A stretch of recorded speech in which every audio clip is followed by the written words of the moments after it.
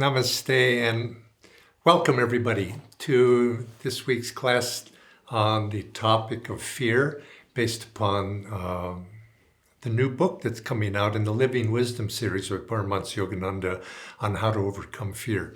And I'd like to begin this week's class with a short prayer.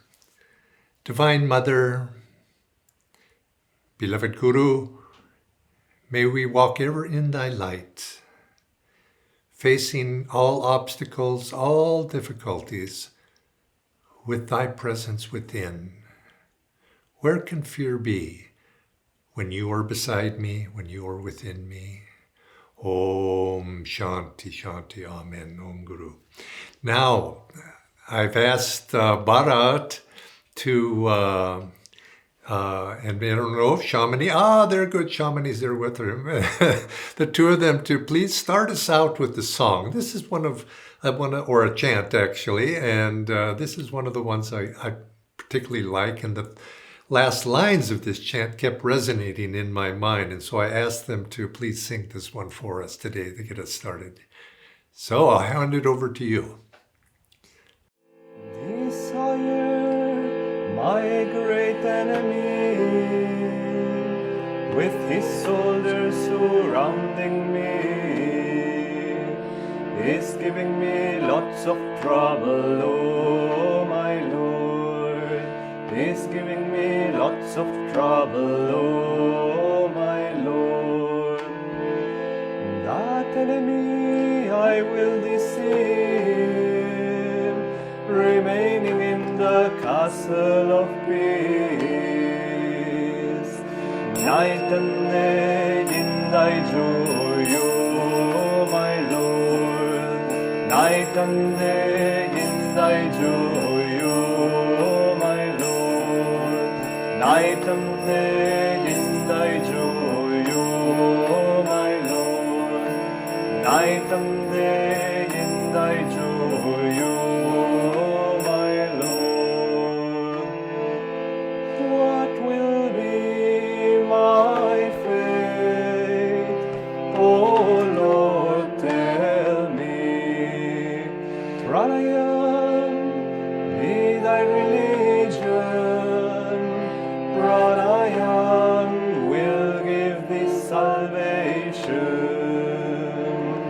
Pranayam is the wishing tree.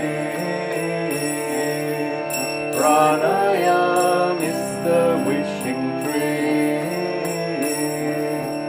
Pranayam is the wishing tree. Pranayam is the wishing tree. Pranayam is beloved God, Pranayam is Creator Lord, Pranayam is the cosmic world, Pranayam is the cosmic world, Pranayam is the cosmic world, Pranayam is the cosmic world.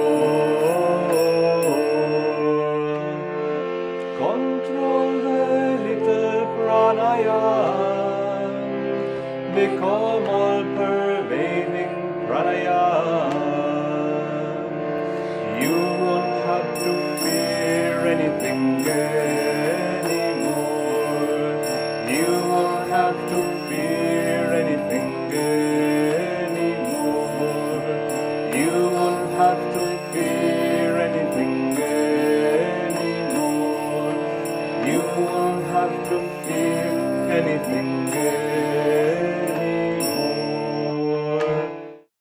Thank you, Shamini, and thank you, Bharat, for that. You won't have to fear anything anymore. And this really is the message that we want to convey. We can talk about fear, we can talk about all the things that cause it, we can talk about courage, and today we're going to talk about being non-attached. But the question really is here, what do we do about it? And I think for those of us who are disciples, for those of us who practice Kriya Yoga, this, in a sense, is the answer. As Lahiti Mahashaya said, solve all problems with Kriya Yoga. And I think those of you who are Kriyabans know that this is the answer. We're being able to, you could say, remain in all circumstances and all trials, remain in that castle of peace. But I was thinking, like, as I said, I was thinking about this topic today, non-attachment. And if you remember back in the first week when we were talking about fear, I used that story of the priest in Korea and the general and the total non-attachment, the fearlessness that he displayed in that moment of trial and difficulty, and how to get that, and what is the quality. And that quality, really, he's demonstrated there is total non-attachment to things of this world, being able to, you could say, face any troubles and trials, because he's not glued, you might say, to this world. And so I'd like to talk about that a little bit, and because that's really what we are. We're glued to this world. We're stuck with it. Glued to our desires. We're glued to those things we want. We're glued to our fears even, and somehow our worries. All of these things. And how do we unstick ourselves? You could say we're attached to them. And I was thinking of this image as I was pondering this. I was thinking this image of, and actually I have on my hand, I have a little bandage because I ended up cutting myself, which is not easy. And so I put a little bandage on it, a Band-Aid on it. And it, of course, very easy to take off. But sometimes you get, on parts of your body, you get a more serious cut. And you put this bandage on the cut, you protect it. And then you have to take it off. That's usually the painful part. Rip that bandage off and you, ouch, that hurts. And in a sense, that's it is. When we become attached to things, to get detached, it was something, that's where it's painful, and we don't want to detach ourselves because that seems like it's going to be, it's brought to our attention, you might say. Of course, nowadays they make these bandages that are supposedly non-painful to take off. But I was thinking about this, and then, this is all very theoretical. And that too reminded me of the story that Swami Kriyananda used to speak about. Now, it's not exactly about non-attachment, but I think the image fits. And he was saying that there's people in the healing trades and, they will say, it's just, you're sick, you're in pain, you need to be healing. It's all in your mind. It's all in your mind. And so this one lady went to one such fellow, and she was suffering from a pain of one sort or another. And it was very, very painful for her. And the healing doctor would say, no, you shouldn't worry about these things so much. It's just all in your mind. And he kept going on like this and going on like that. And finally, the lady got quite frustrated because she was in pain. And so she takes off her shoe. And she takes the shoe and the heel of the shoe and she whaps the guy on the head. And he goes, ouch, ouch, that hurt. What did you do that for? She says, don't bother. It's all in your mind. And so it's the same way we can approach some of these topics philosophically. Oh, don't be attached. It's all in your mind. It's all in your... But what do we do about it, really? Because, we have to, of course, we have to have practical solutions. But it's, when you're in the grip, in particular, if you apply this to topic, what we're speaking about here in this series about fear, you have fears, you have worries. And then if somebody comes and, it's all in your mind, just be non-attached. Well, it's easy for them to say, but if you're attached, you're still, what do you do about it? And I think this is what we have to come up with solutions. That's why I wanted Bara and Shamini to, and this is you might say an ultimate solution, being able to basically see, on a deeper, you might say, spiritual level, the prana, where we, our true self lies. But that's, that is truly the answer that we're seeking, that our freedom lies in God and becoming one with God. But between now and then, we do need to have, you might say, suggestions on how we might approach that ideal.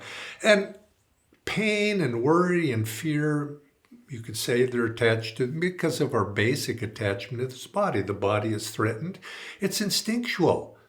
It's instinctual for me to protect myself. I mean, that's what is built in. Don't touch the fire. Watch out for the wild animals, or don't fall off the cliff, and all of these sorts of things. It's instinctual. But there are many of the fears that we have, I think, day to day.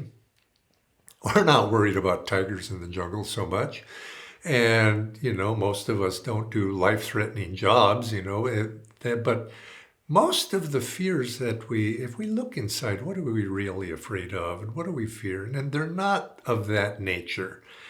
When they come, well, then fear plays its role. Be careful, crossing the street for little children.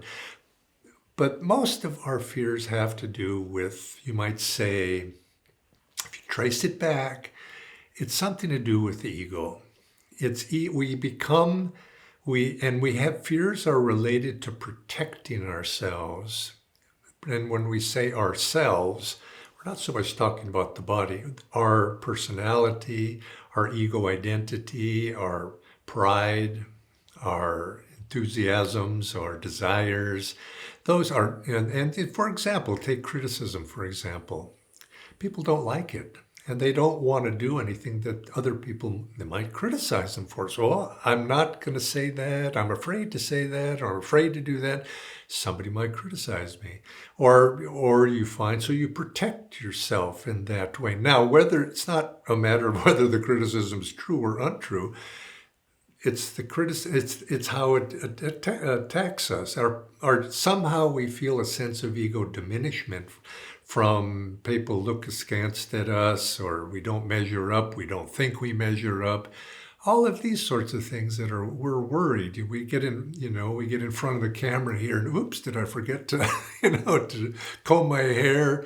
Probably not. But then these sorts of things that we think, how do I look? How do I appear to the world at large? Will I get that job? Will I lose it? Where am I on the pecking order of status in this world? These sorts of things, insecurities, I go on and on. These are the things I think people are mostly fearful of.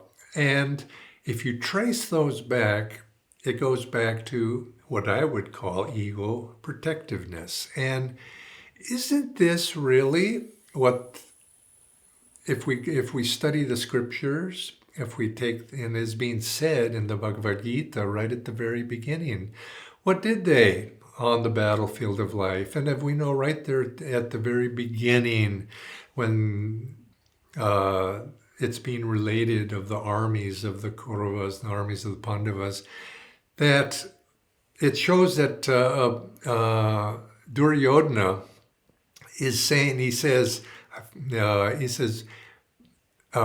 their army is limited. My army, our army is unlimited. We're vast, much more vast, and it's led by the great general Bhishma.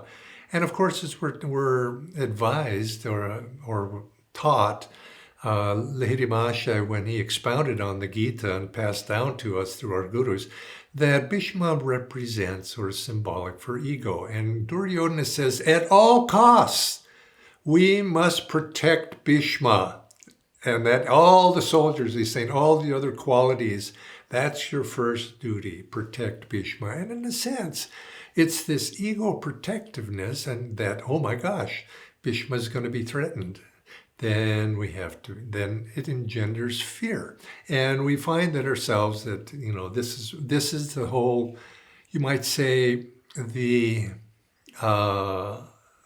battle that we faced. And if you take, there's so many of them, but I just use this one criticism first, that why do we react? Why do we react when we're criticized?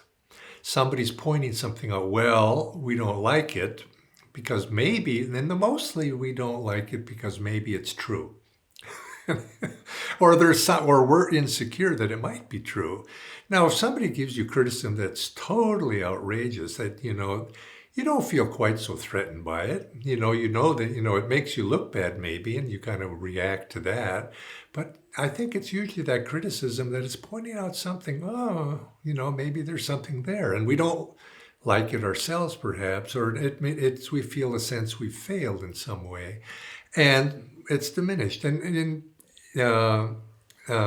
Swami Kriyananda, sometimes he would address this topic, and he says, but it's a good exercise. Watch yourself when you're criticized, because the ego is being attacked. Can you take it cheerfully? And it doesn't matter whether it's fair or not. It's not the point here of the spiritual lesson to be able to take criticism gracefully, and maybe even in our mind to say something, oh, thank you for pointing that out. I'm going to try to now that I know about it a little bit, reminded of that, I'm going to do better. How many people say that? Not too many. But I think the first lesson there is don't react to it. Of course you react maybe inwardly, don't outwardly react to it. The worst thing you probably do is you start outwardly and you get back to that other person and you get in an argument and you just dig yourself in deeper and you start off, you're criticized. And it's not, sometimes there are occasions when you have to point out that there's a little error here. Maybe I wasn't the culprit after all. But that's really not the point here. The point is, how do you feel about it? What does it do inside of you, that reactive tendency? And what is the nature of that? That's the reactive tendency that if we can learn to overcome that and take and depersonalize it, say, oh, well, maybe it's right, maybe it's wrong, but not have that reaction. This is where we begin to be less ego protective, and to the degree that we can learn to minimize that ego protectiveness in all things in life, the less we're going to be fearful. The ego gets to the point where it's accepting and it doesn't need any protection. When you don't need any protection, you take the fences down. When the fences are down, the horizon of your life is now expanded. Your little world blocked in not just by a fence, but maybe by a big stone wall. All of a sudden, there's a sense of expansion. And basically, to overcome fear is not to become contractive, but it's to become expansive. And that expansiveness comes, in this case, and I'm saying ego protection, but that's just an aspect of not being attached to the ego, because when there's no attachment there, it's not necessarily to be defended. And so now I just use criticism, but there's many, many others, and we may have a whole class series on those. But it's those egoic sides of ourselves that we need to protect.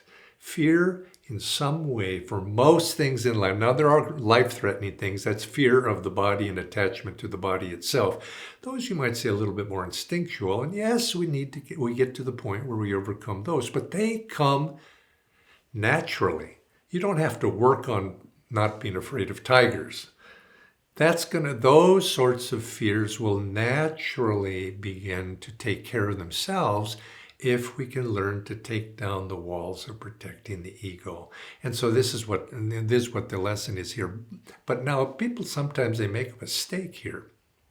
They think, oh, that means I shouldn't care. Oh, I'm not going to protect I don't care. That's not what I'm saying. I'm not saying that at all. And the spiritual teachings don't say put out less energy because then you don't have to worry, don't care about the results of anything. We care because we want to do a good job. We want to serve a higher purpose. There's a higher purpose for why we act. And if we don't do a good job, well, we haven't, you might say, graduated to be able to put that aside. And so we want to, if we're in a serviceful position, serving other people, serving guru, I want to do a good job. Not for my own ego enhancement, because if it's worth doing, why not do it? Even if you do it badly. It's better to do something and try and maybe fail at it, but at least you're trying for it. So it doesn't mean we put out less energy. And I think when we get over the sense of ego action, we actually have a chance to do it even better because we're freed, you might say. We're free to express without that fear. Oh, maybe I'm doing the wrong thing. Maybe I'm doing that. Now, I'm not saying to be mindless, but there's always a nitpicker out say, well, what about this and what about that? And I can't, time allowed to go into every circumstance. But the other thing is also, there's another aspect. I'm going to read a quote here from Swami Kriyananda because I want to get it right, is that, and this is particularly sometimes those who practice yoga and are spiritual path, and take a, you might say, a negative point of view on this. And because as I was saying, as we take the walls down, we want to be expansive. We will be expansive. Non-attachment leads to an expanded state of consciousness. Protectiveness does the opposite. But as Swamiji says here, I want to read. He says, many yoga practitioners concentrate only on the negative aspects of non-attachment. They hold themselves aloof from others and from the concern of others. Well, he doesn't say that. He's paraphrasing. He's, it doesn't matter what they think, and I'm not, because I'm not going to be worried about their comments and their, I'm above it all. I'm not attached to it all. They take that in a negative way. He says, and from the concerns of others. When non-attachment is limited to this rejecting frame of mind, it may easily develop into spiritual pride. What the devotee must learn is to balance his non-attachment with compassion, lest he end up practicing non-attachment toward others instead of non-attachment toward himself. Isn't that interesting? Non-attachment to others. Now, isn't it this what we've done? Don't be attached, and it can be easily applied. Don't be attached to what others think. In other words, now that's not quite true. You see, we're attached to truth, and it's compassion for others. Because obviously, if other people are hurt, if other people are injured, we don't want to do that. We don't want to do it, but it's non-attachment to ourselves, our ego, that we're talking about here. Because otherwise, we run into this problem of spiritual pride. And you do see this sometimes in some people on the spiritual path. I'm not attached, and so consequently what happens to others is none of my concern. But no, it should be. And what happens to me is not so much my concern. Don't be attached to that. And we do, and this is why we try to do a good job. We try to be compassionate. We try to be expansive in our action. We try to reach out. It's the positive things we have to concentrate. But that reactive process of my own little self being the beneficiary, and this is the essence of also Nishkam Karma, is the fruits of action. I want to see the fruits of action benefited for other people, and the service is a good thing. But it doesn't come back to me. It doesn't need to come back to me. And that's where I free myself, you see, from that bondage. That bandage is not going to stick when it's pulled off. And this is a very subtle point, but it's something for us to keep in mind, that balance between those. And so anyway, I want to read a quote here also from Master. He says, attachment to the body is the nest of all our misery. A little cold, a little headache, a little anger, and so on. We are visitors here, and we must behave like visitors. We must be brave. We must not be like crybabies. Non-attachment to the body is what makes one a master. Don't be crybabies, that's the thing. Anyway, there's this, the story of Master I so much like, where one of his, in 1920s, it was, and one of his, maybe 30s, one of his students bought him a very expensive overcoat and a hat to match it. very fine material. And Master said, no, that's too much, too nice. He said, no, I really want to give this to you. And so Master says, okay, well, it's for his benefit. I take this nice coat and hat. And I think there's even that some of the pictures you see, photos of him from that age, he's wearing this very nice overcoat.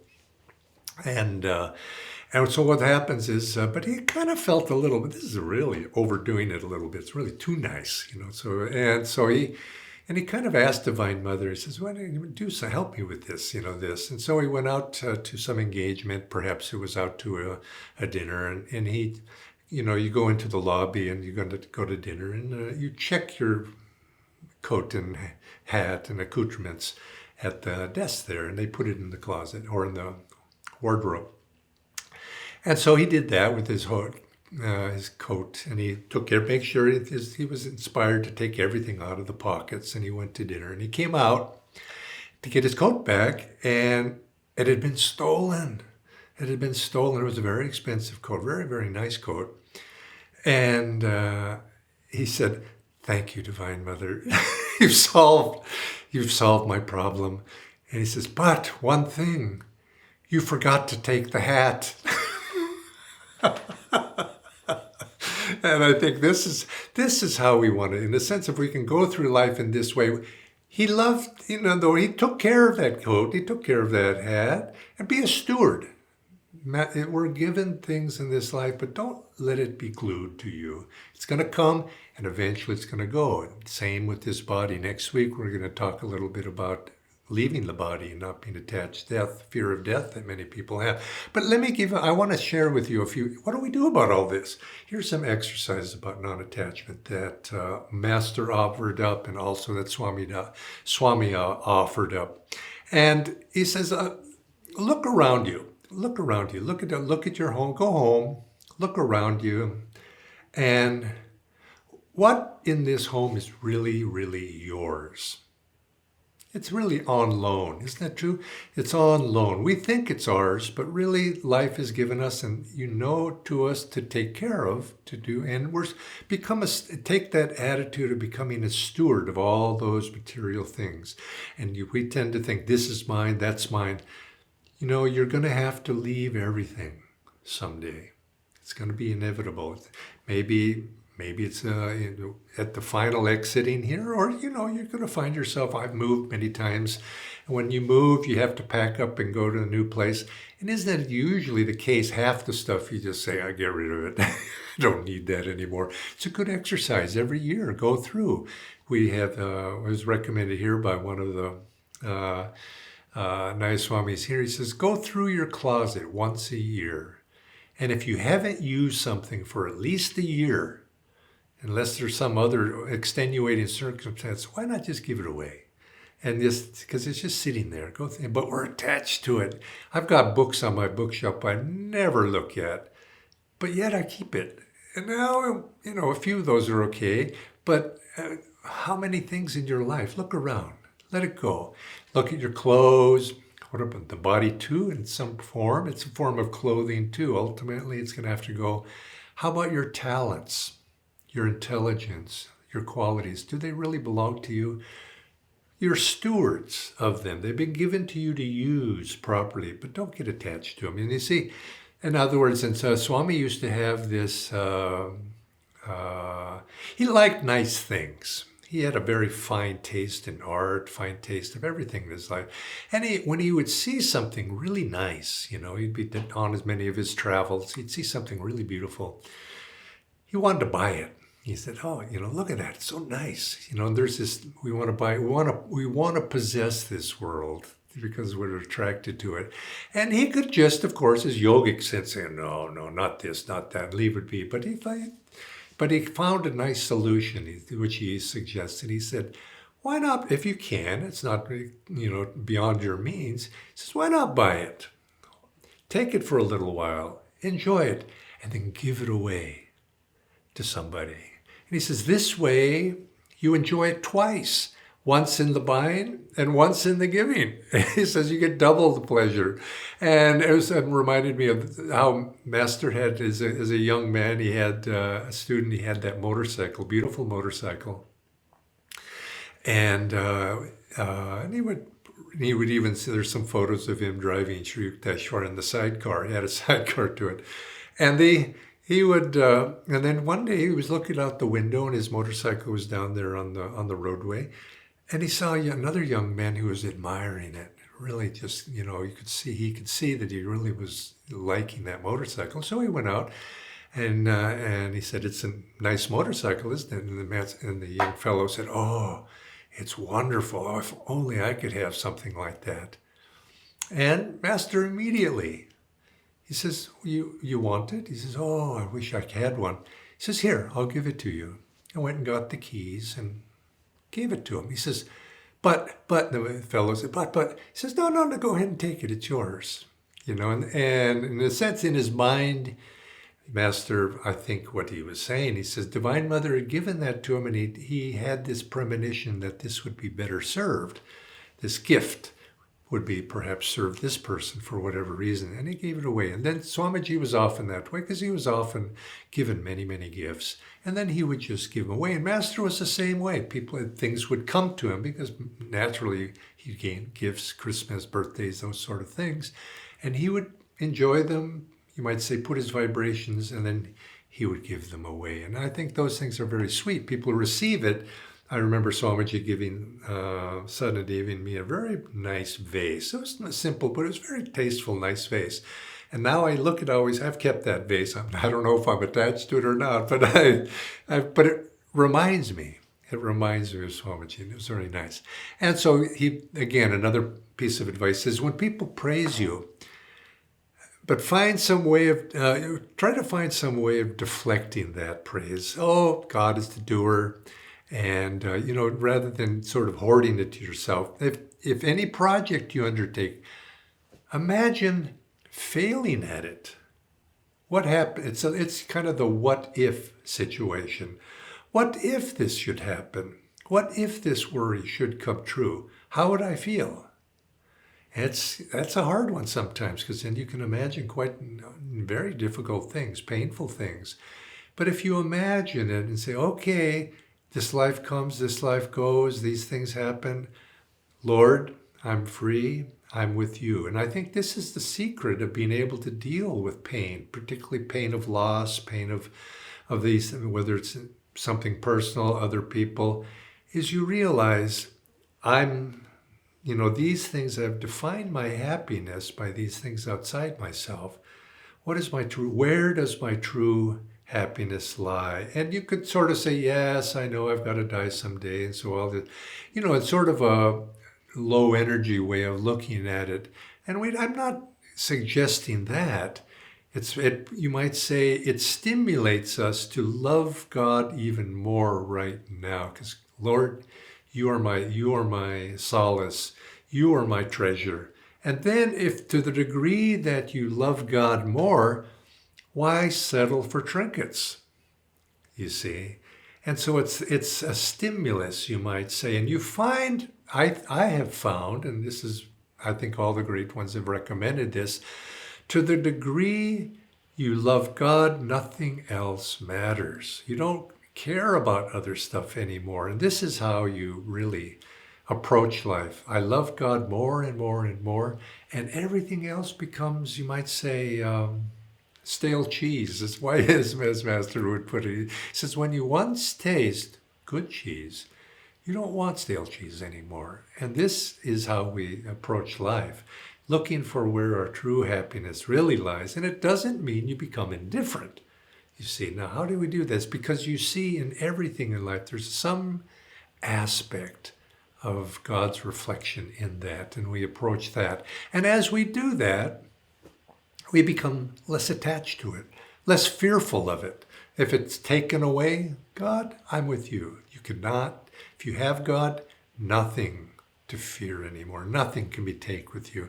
And a practice that's often recommended is when you go to sleep at night, every night before you fall asleep, just mentally review. And Swamiji would say, build a bonfire in your meditation at night.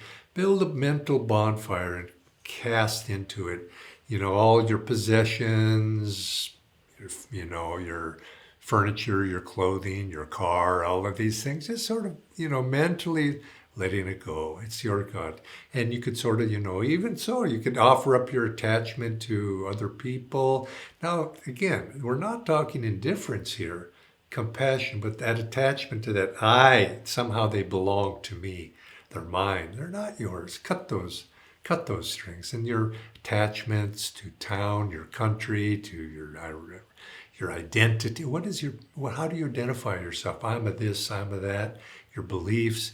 Offer them up into the flames of every desire.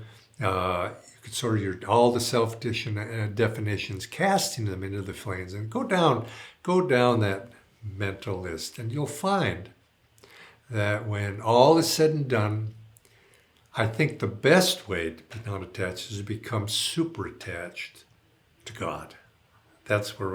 We become super attached to God. You don't want anything anymore. Cultivate that love as the supreme, you might say, the supreme goal. That love, that joy, whatever little experience you have, puff on it so that it grows into a mighty flame. And then you won't need to fear the loss of anything anymore. Night and day, in thy Lord, in thy joy, Lord, night and day. God, you see, is your solace. God is your companion. God is the doer of everything. So let's end on that note. Next week, I'd like to come back and I'd like to address something specific. That's the fear of death. Because ultimately, that's, as Swami Kriyananda said, that's the final exam of our spiritual, you might say, our spiritual endeavors. And we want to pass that exam with flying colors. God bless all of you. And until next week, joy to you.